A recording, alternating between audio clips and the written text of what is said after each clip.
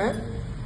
மெய்யன்பர்களே, நம்முடைய ஆண்டாள் 30 பாசுரத்திலே இன்று 23ஆம் பாசுரம். ஒவ்வொரு பாசுரத்துக்கும் 5 பாசுரங்களுக்கும் ஒவ்வொரு நிலையாக சொல்லிக்கொண்டு வந்த ஆண்டாள் இப்பொழுது பெருமாளுடைய பிரார்த்தனைக்கு இன்னும் மீதம் இருக்கக்கூடிய 5 பாசுரங்களும் பெருமாளுடைய பிரார்த்தனைக்காக பெருமாளை துயிலெழுப்பிக் கொண்டிருந்த ஆண்டாள் இப்பொழுது பெருமாளுக்கு முன் நின்று சேவிப்பதாக பாசுரம். பெருமாள் எப்படி புறப்பட்டு வர வேண்டும் என்று ஆண்டாள் சொல்றா. ஒரு சிங்கம் தன்னுடைய குகை விட்டு எப்படி புறப்படுமோ,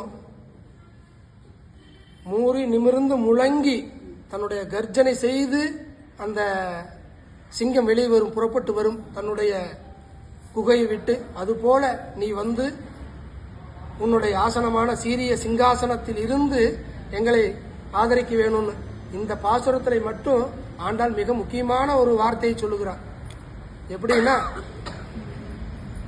வேண்டியதெல்லாம் தரக்கூடியவன் இறைவன் அல்ல, நமக்கு என்ன வேண்டுமோ அதை மட்டும் தரக்கூடியவன் இறைவன். குழந்தைகளுக்கு இந்த காலத்துல ஐஸ்கிரீம் கேக்கு, அப்பா அம்மாவுக்கு தெரியும் குழந்தை சாப்பிட்டா சளி பிடிச்சுக்கணும், ஆனா அந்த குழந்தைக்கு தெரியாது, கேட்டுட்டே இருக்கும், அடம்பிடிக்கும்.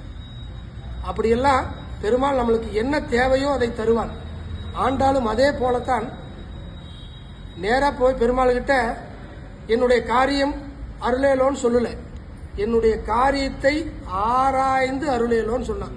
இது எனக்கு தேவையா, நான் இதை பெறக்கூடிய தகுதி உள்ளவனா அப்படின்னு எல்லாம் என்னை ஆராய்ந்து எனக்கு அருள் புரியணும் அப்படின்னு இந்த பாசுரத்தில் சொல்லுவான். இறைவன்கிட்ட நாம் எப்பொழுதுமே பிரார்த்தனை மட்டும்தான் செய்ய வேண்டும். எனக்கு கண்டிப்பாக வேண்டும் என்று சொல்லக்கூடாது.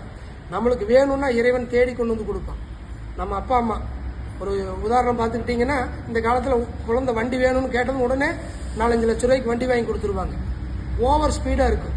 அப்பா அம்மா வண்டி வாங்கி கொடுத்துட்டு இங்கே பெருமாள் கிட்ட பிரார்த்தனை பண்ணிட்டு இருப்பாங்க, என்ற பையனை காப்பாத்து, என்ற பையனை காப்பாத்துன்னு. அப்படி பண்ணக்கூடாது. என்ன தேவையோ அது மட்டும் குழந்தைகளுக்கு பண்ணணும். அதுதான் பெருமாள் நம்மளுக்கு பண்ணுவார்.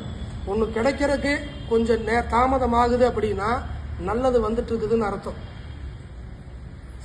நம்மளுக்கு ஒரு பெண்ணாகட்டும் ஒரு பையனாகட்டும் கல்யாணம் தாமதம் ஆகுது அப்படின்னா நீங்க என்ன பண்ணணும், பெருமாள் கிட்ட கோபப்படக்கூடாது. பெருமாள் நல்லது வந்துட்டு இருக்குதுன்னு அர்த்தம். தூரத்துல இருந்து நல்லது வந்துட்டு இருக்குது, தூரமா இருந்து வரும்போது நல்லதெல்லாம் வரும்போது கொஞ்சம் நேரமாகும் இல்லையா, அது மட்டும் அதுக்கோசரம் பொறுத்துக்கணும். நம்ம பிரார்த்தனை மட்டும் வைக்கணும் பெருமாள் இடத்துல. அதனாலதான் ஆண்டாள் வந்து சீரிய சிங்காசனத்தில் இருந்து யாம் வந்த காரியம் ஆராய்ந்து அருளேலோன்னு சொன்னான். அதனால நாமளும் பெருமாள் இடத்துல பிரார்த்தனை பண்ணுவோம். இது இருக்கக்கூடிய பாசுரங்கள் எல்லாம் பெருமாள் இடத்துல வரம் கேட்கக்கூடிய பாசுரங்கள். நல்லா பிரார்த்தனை பண்ணிட்டு பெருமாள் கிட்ட பிரார்த்தனை பண்ணுவோம். ஆண்டாள் எப்படி அனுபவிக்கிறாங்கிறது பார்ப்போம்.